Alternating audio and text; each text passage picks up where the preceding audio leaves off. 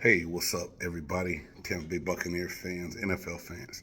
This is former Buccaneers defensive tackle James Canada, and this is Games Peter Perspective. Hey, before we get started, please make sure you like, subscribe, hit that notification bell so you know every time that I'm dropping brand new content on the YouTube channel. Now, there's an old saying that says, never say never, right?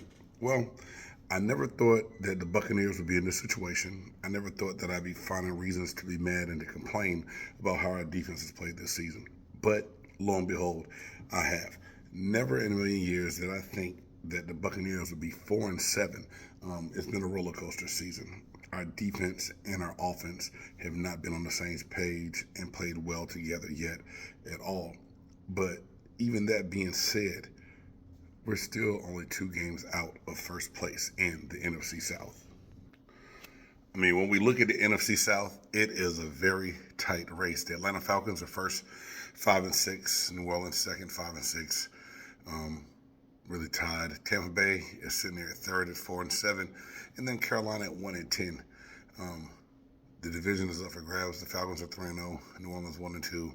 Bucks 1-1. Panthers 1-2 in the division. Anything can happen. And yes, I'm trying to be optimistic. But when it comes down to it, this weekend, the Buccaneers are in a situation being at home where they really need to capitalize and take advantage of the dumpster fire that's going on in Carolina. Carolina Panthers just fired Frank Reich. They promoted their special teams coach to their head coach. He then fired Deuce Staley, Josh McCown, the running back coach, and the quarterback coach. One or two things are going to happen. The Panthers are going to come out and play harder for a man if they like him better than they like Frank Reich, or they're going to totally go ahead and tuck their tails and fold up shop for this season.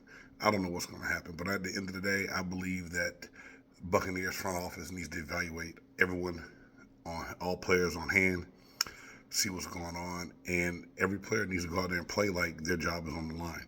When you're a 4-7 football team and you're led by a defensive coach, but your defense isn't performing, something's going on there, and there's probably changes that's going to be made soon.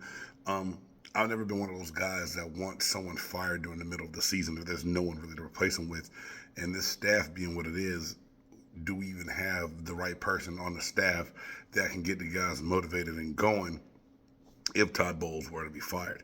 At the end of the day, a player needs a little bit of motivation from a coach, but in the National Football League, if you're not ready to go out and play your actual best every time you step on the field to maximize your opportunity to get a better paycheck in the future, then you're in the wrong game, in the wrong sport. You have to be self-motivated to play this game. A lot of people might say I'm crazy and not agree with that, but being at that level, I understand that my coach helps me prepare, but I have to be motivated and want to go get the job done, because at the end of the day, it's my job, and I'm playing to keep my job. 1-10 Carolina Panthers, 4-7 Tampa Bay Buccaneers. The game's been flexed and moved from a 1 p.m. Eastern time start time to 4 p.m. Eastern start time. The Buccaneers are a 6-point favorite, and Bryce Young has not been great. Some people are saying, do the Carolina Panthers regret drafting him? That's not my team. I'm not worried about it. I do believe that we can get pressure on him, and I keep saying that.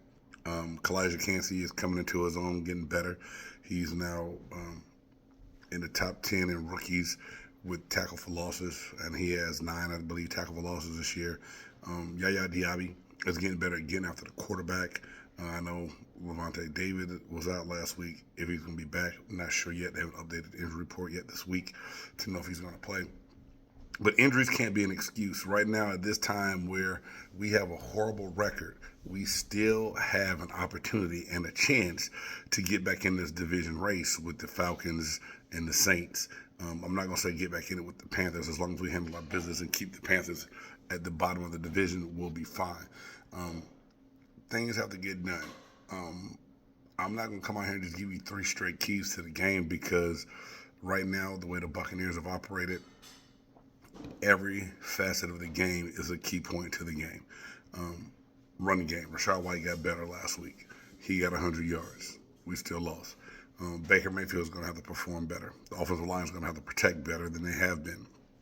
We have to take advantage of a defense that hasn't been great in Carolina, and our defense needs to really step it up and stop this run attack that is lacking in Carolina. At the end of the day, I can make any kind of prediction I want, but I'm not on the field. I can't make tackles for those guys. I do see us winning this game. I also saw us winning in Indianapolis. Matter of fact, I had the score right. I just had the wrong team on the ends of those scores. At the end of the day, 4-7 is not going to cut it. I believe Todd Bowles is coaching for his job. I think if Todd Bowles has any chance at all to be back in Tampa next year, he's going to have to make a serious run and win this division to even have a chance. If not, I believe that he's gone. A lot of fans in Tampa said get rid of him now. I'll say we can give him a little bit more time. Tampa Bay Buccaneer fans, let me know what you think. Do we have a chance to right the ship and win a division? And should we mark this Carolina Panthers game as a for sure win with all the turmoil that they're going through in Carolina? Until next time, former Buccaneers defensive tackle James Canida, and this is Games Peter Perspective.